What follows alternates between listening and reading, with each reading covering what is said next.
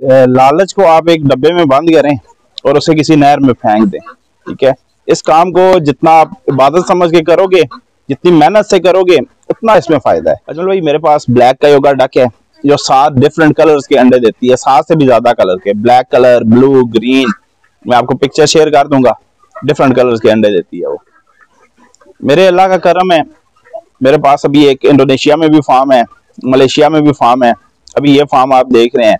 इसके अलावा हमारे कराची, लाहौर और अटक में ब्रांचेज हैं।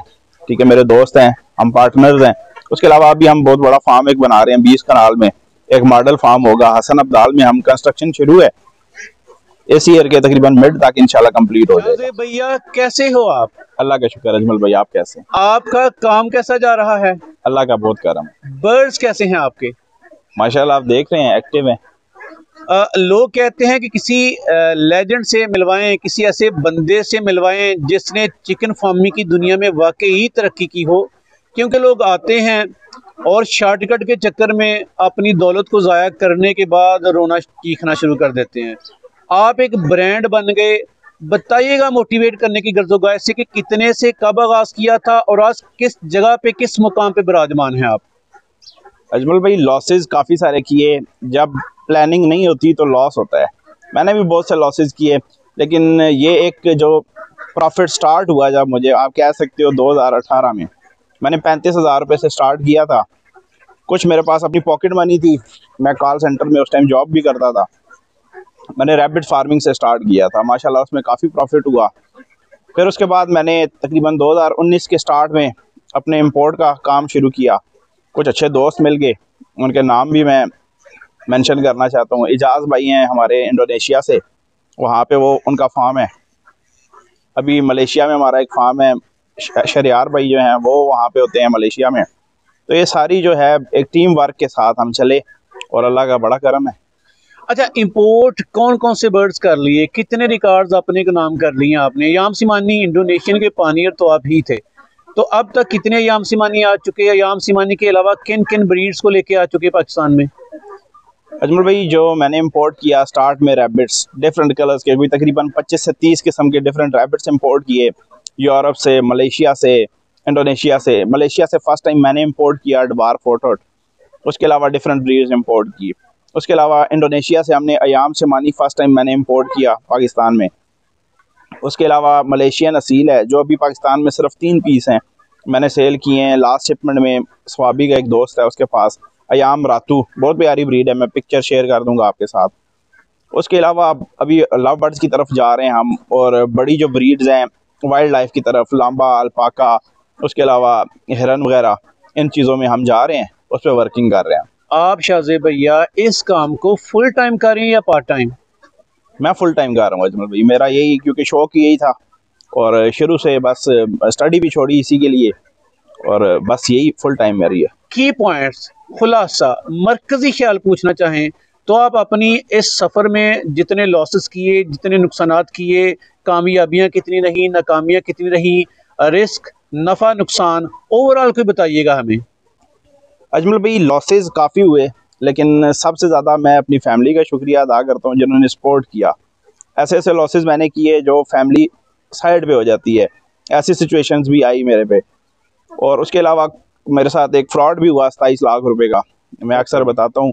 इंडोनेशिया में हुआ मेरे साथ फ्रॉड, और फैमिली ने सपोर्ट किया। अब माशाल्लाह प्रॉपर प्लानिंग से करता हूँ, हर चीज़ को प्रॉपर मेंटेन करके उसकी प्रॉपर पता होता है कि ये किस तरह मैनेज करना है, इसको फिनिश कैसे करना है। आप जब कोई काम स्टार्ट करते हो उसका पहले एंड देखा करो कि मैंने इसको फिनिश कैसे करना है। स्टार्ट करना बहुत आसान है। अभी आप यहाँ से अगर मुझे कहते हो कि कोई ब्रीड दे दें, आप लेके जा सकते हो अगर आपके पास पेमेंट है, लेकिन लेके जाने का मकसद नहीं है। आप पूरी प्लानिंग करें कि इसका करना क्या है, मैंने फ्यूचर क्या है इसका। नहीं, आपकी याम सिमानी का लोग क्या करेंगे? आपने याम सिमानी धड़ाधड़ मंगवाई है। हाँ, आपको ये मलका हासिल है, आपका ये रिकॉर्ड है कि आपने फर्स्ट टाइम इंडोनेशियन पाकिस्तान में ला के दिखाई कि हाँ मैं लेके आया। लेकिन अब जो याम सिमानी के साथ किया जा रहा है, जितनी ज़्यादा ब्रीड्स आ रही हैं, तो इसका फ्यूचर के बारे में तो खदशात नहीं है आपको?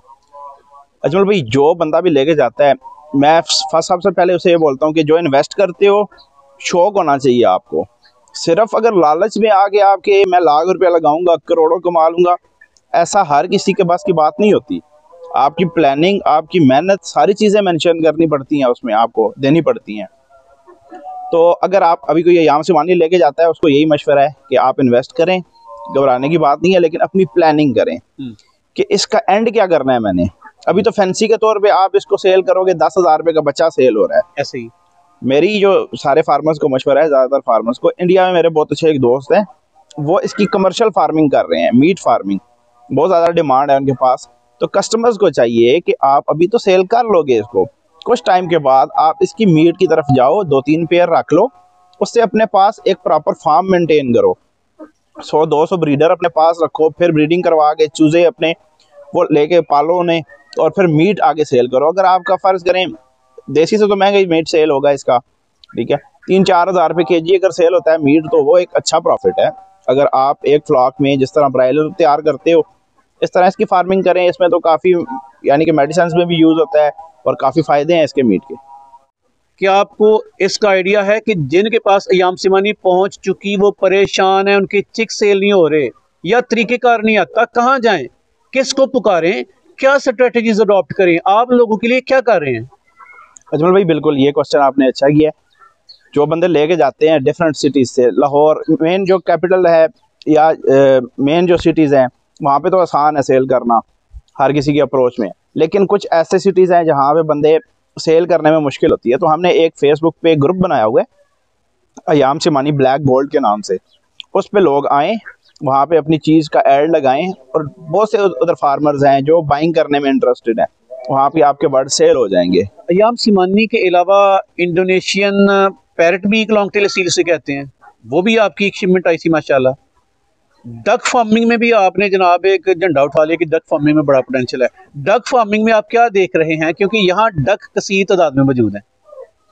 जी अजमल भाई, Indian parrot beak long tail Aseel की आप बात कर रहे हैं, वो पूरी शिपमेंट तो नहीं कह सकते, मैंने सिर्फ 3 पीस इंपोर्ट किए थे। बहुत अच्छे दोस्त है मलेशिया में, उन्होंने इंडिया से इंपोर्ट किए थे, तो अभी मेरे पास वो पड़े हुए हैं, 3 पीस मैंने मंगवाए हैं अभी। लेकिन फ्यूचर में जो है ना, हम मंगवा रहे हैं प्रॉपर एक shipment Indian parrot beak long tail Aseel की। और डक फार्मिंग की आप बात कर रहे हैं, डक फार्मिंग फैंसी जो है, इसमें बहुत पोटेंशियल है। मेरे पास अभी ब्लैक का योगा लार्ज हैं, ब्लैक का योगा मिनी है, ये अमेरिकन डक है और डिफरेंट कलर्स के अंडे देती है। नहीं सॉरी शाहजेब भैया, क्यों कर कामयाब होगी यार? ऑस्ट्रिच फार्मिंग, डक फार्मिंग एक वक्त पाकिस्तान में आई थी, बुरी तरह फ्लॉप हुई, तो फिर से डक फार्मिंग की होप देना, उम्मीद देना, ये क्यों? अजमल भाई, डक फार्मिंग भी डिफरेंट किस्म की है। जिस तरह पोल्ट्री फार्मिंग है, मीट की फार्मिंग के लिए अलग डक्स हैं, मीट फार्मिंग के लिए अमेरिकन पैकिन जो है वो डक है, वो ब्रायलर से भी जल्दी गोश्त जो है वो प्रोड्यूस करती है, उसकी फार्मिंग करनी चाहिए। अंडे की फार्मिंग के लिए आप खाकी कैंपल जो है वो रख सकते हैं। ये जो मेरे पास है ये फैंसी हैं। अच्छा। इसका फ्यूचर इस तरह है कि ये लोग शौकिया रखते हैं। ग्रीन कलर की अब बहुत खूबसूरत है, आप देखेंगे तो आपको पता चलेगा कि यार कितनी खूबसूरत है, धूप में ये बिल्कुल ग्रीन शेड देती है। और उसके अलावा प्रोडक्शन भी अच्छी है, एग प्रोडक्शन, डिमांड बहुत ज़्यादा है इस टाइम, मेरे पास तो अभी डिमांड पूरी नहीं हो रही। डक फार्मिंग को चिकन फार्मिंग से कंपेयर करें, मुवाजना करें, तो आप किसको ज़्यादा नंबर देंगे? हर बंदे की अपनी, मैं किसी को असल में किसी भी ब्रीड को, किसी भी फार्मिंग को फ्लॉप नहीं कहता हूँ। अच्छा। फ्लॉप क्यों होती है कि बंदे की अपनी मिस्टेक्स होती हैं, दूसरों पे डाल देता है यार ये डक फार्मिंग फ्लॉप है, चिकन फार्मिंग फ्लॉप है।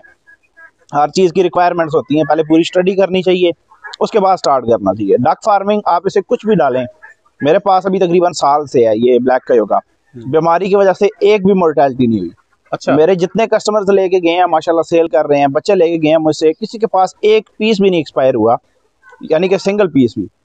तो ये आप बहुत अच्छी फार्मिंग है। शाहजेब भैया, शिपमेंट मंगवाते जा रहे हैं, पहले तो शिपमेंट वालों से भी एक शिकवा बनता है कि आप ना अपने पैसा कमाने के लिए धड़ाधड़ बर्ड्स मंगवाते जाते हैं, सेल करवाते जाते हैं, जब आम बंदे बंदियों के पास जाता है, जब वो भी आपकी तरफ देखकर पैसे कमाने की चक्कर में वो बनाते हैं, तो रेट्स गिर चुके होते हैं, मार्केट कोलैप्स कर चुकी होती है, तो उनको भी तो कोई सदका जारिया समझ कर मशवरा दे कि वो गलती क्या करते हैं कि इस फील्ड में वो जो ख्वाब सजा कर आते हैं वो पूरे नहीं होते।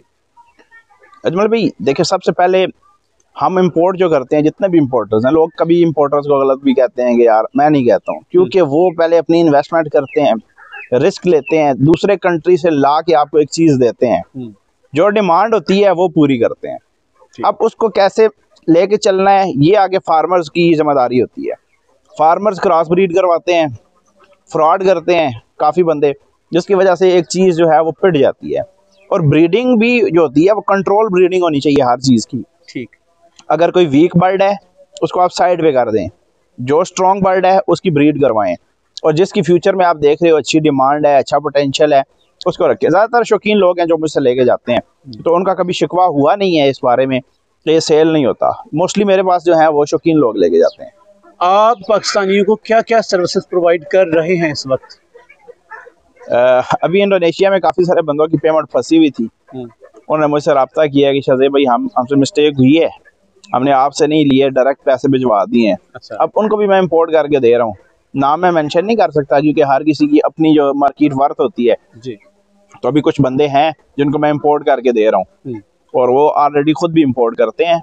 लेकिन मेरा मशवरा ये है कि जो भी बंदा जो चीज़ करता है उसको प्लानिंग करे। प्लानिंग बहुत ज़रूरी है हर चीज़ में। प्लानिंग के बगैर अगर बंदा काम करेगा तो वो फ्लॉप होगा, और जो उसका काम नहीं है दूसरे को देख के काम में ना घुस जाए। कई बंदे होते हैं वो गोड फार्मिंग कर रहे हैं, मुझे मैसेज करते हैं शाज़ेब भाई इसमें ज़्यादा प्रॉफिट है, हम गोड फार्मिंग छोड़ के इसमें आना चाहते हैं।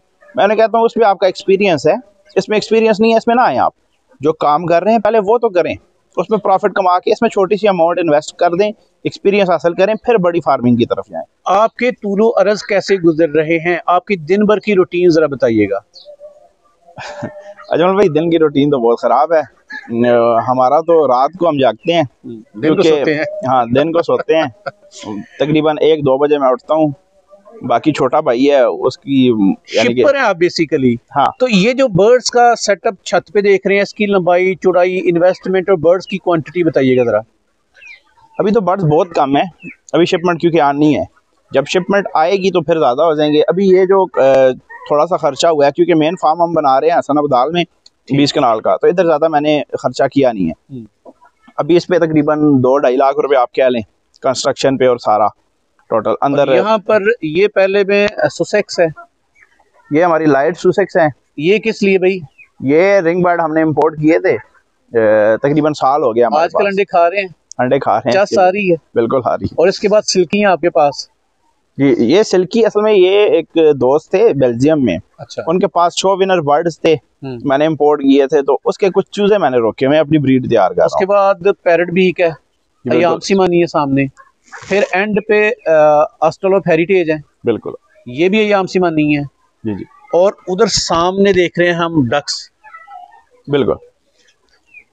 अभी हमारे पास ये जो अस्ट्रालोप आप दिखा रहे हैं हेरिटेज, पाकिस्तानी अवाम ने क्या किया कि एक अस्ट्रालोप ब्रीड ही नहीं थी जिसको अस्ट्रालोप का नाम यूज करके उसे इंट्रोड्यूस करवा दिया मार्केट में। असल में वो बेसिकली वो अस्ट्रालोप थी नहीं, मुझे नहीं पता उसकी हिस्ट्री क्या है, कहाँ से आई है। ये अस्ट्रालोप है, हमारे बहुत अच्छे एक दोस्त हैं इस्लामाबाद में इसकी फार्मिंग कर रहे हैं, तो उनके पास ये 90% जो है ना 90% से ऊपर अंडे देती है, ठीक है, और बहुत अच्छी ब्रीड है। और आप इसको अगर फोकस करें इस पे, और जो पाकिस्तान में अस्ट्रालोप चल रही है कमर्शियल फार्मिंग जिसे कह रहे हैं, उसमें बहुत ज़्यादा फ़र्क है। चलें शाहज़ेब भैया, मुस्तनद नाम है, मोतबर बंदे हैं, आपकी रेपो मार्केट में बड़ी अच्छी है, लोग आपको बड़ी इज्जत देते हैं। अगर कोई बंदा या बंदी आपसे बर्ड्स मंगवाना चाहे किसी भी तरह के, तो बर्ड्स मंगवाने का आपसे तरीक़ेकार क्या है? अजमल भाई कोई भी बर्ड अगर आप चाहते हो, हमारी सर्विस भी देते हैं हम, इंपोर्ट जो है कार्गो सर्विस देते हैं, यूरोपियन कंट्री से हम दे रहे हैं, सारे यूरोप से, उसके अलावा मलेशिया, थाईलैंड, उसके अलावा इंडोनेशिया, यहाँ से इंडिया से भी हम इंपोर्ट करके दे सकते हैं, लेकिन उसका प्रोसेस लेंथी है। ज़्यादातर बंदे मुझे आप इंडियन पैरट बीक के वाले से मैसेज करेंगे तो उनको मैं बता देता हूँ कम से कम भी 1 महीना लगता है और काफ़ी रिस्की है। अगर उसकी फार्मिंग कोई करना चाहता है या इंपोर्ट कोई करना चाहता है तो उसको वेट करना पड़ेगा, वो भी मंगवा के दे देंगे हम। चलें शाहज़ेब भैया, एंड पे ना कोई सदका जारिया समझकर पाकिस्तानी लोगों को मशवरा दें जो इस फील्ड में आना चाह रहे हैं, सोच रहे हैं कैसे आगाज़ करें, कौन सी ब्रीड से करें, किस बंदे से लेकर आगाज़ करें, बड़ा कन्फ्यूजन सी होती है नए बंदे के लिए, उनको को मशवरा दीजिएगा आप। नए फार्मर्स के लिए मेरा मशवरा है और भाइयों वाला मशवरा है कि आपके पास जितनी इन्वेस्टमेंट है उसकी हाफ इन्वेस्ट करें। इन्वेस्टमेंट आसान है, हर बंदा कर सकता है, ठीक है। जितनी आपके पास कैपिटल पड़ा हुआ है उसका हाफ इन्वेस्ट करें, हाफ सेव करें। दूसरा, जो ब्रीड ले रहे हैं जब इन्वेस्ट करते हैं ये सोच के इन्वेस्ट करें कि ये सारा आप लॉस कर बैठे हैं, आप इसमें से रिकवरी कैसे करनी है वो आप पे डिपेंड करता है, आपकी प्लानिंग, आपकी एडवर्टाइजमेंट, आपकी मैनेजमेंट।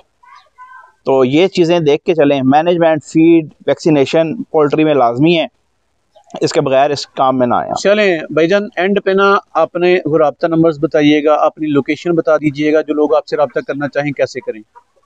अजमल भाई डिफरेंट सिटीज़ में हमारे दोस्त हैं, मेरे पार्टनर्स हैं। कराची में है, वहाँ का नंबर भी मैं आपको दे दूंगा, आप लगा दीजिएगा। लाहौर में है, KPK में अटक कामरा जो है वहाँ पे हैं, और ये पिंडी वाली ये ब्रांच है, ठीक है। तो ये सारे हम डिफरेंट सिटीज़ में भी सर्विसेज दे रहे हैं, ताकि अगर कराची से बंदा यहाँ पे नहीं आ सकता, वहाँ पे बुकिंग करवा दे, उनको बर्ड डिलीवर हो जाएंगे।